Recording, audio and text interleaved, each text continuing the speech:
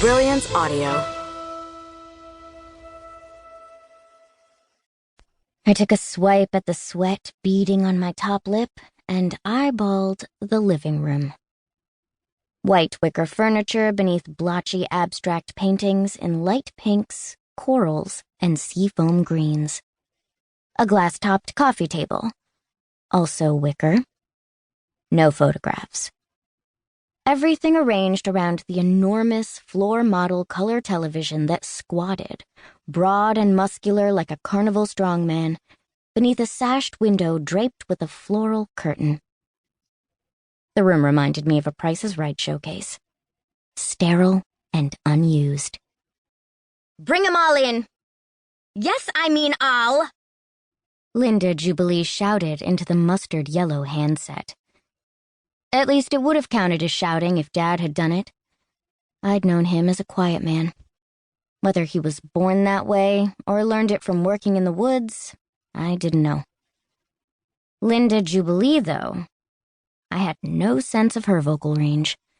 This might have been her normal. Her dress was certainly different from what I was used to people wearing at home in the summer.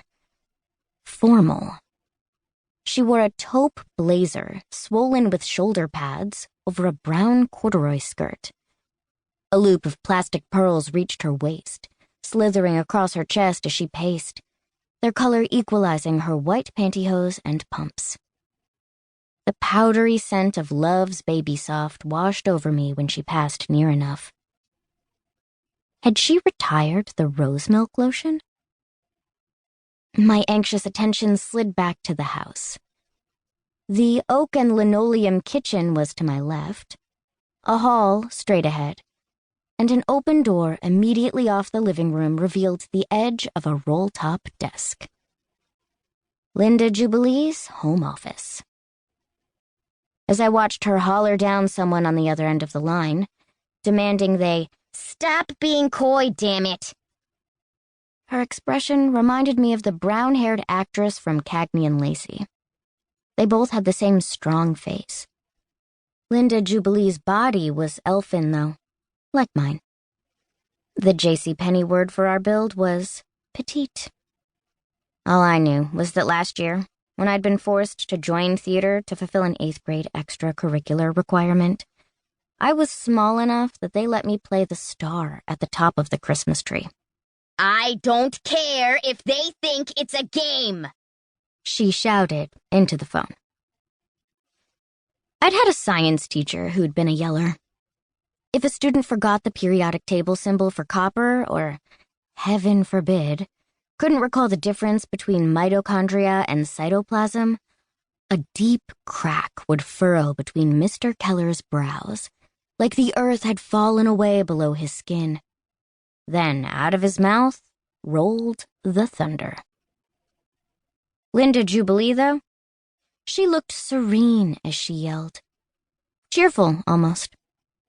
No, not with their parents, she squawked. Why would you even ask that? She'd sent a police car to pick me up from the airport this time.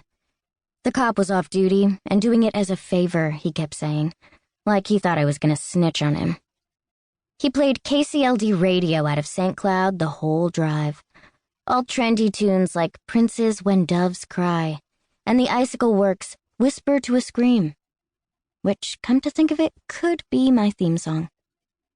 The officer, who couldn't have been more than 25 years old, seemed to be hearing each song for the first time from the way he cocked his head when a new one would start playing. Under normal circumstances, I'd have found his dorky effort to cater to what he imagined I liked to be hilarious. But I was light years from normal. This new, dark world felt pretend.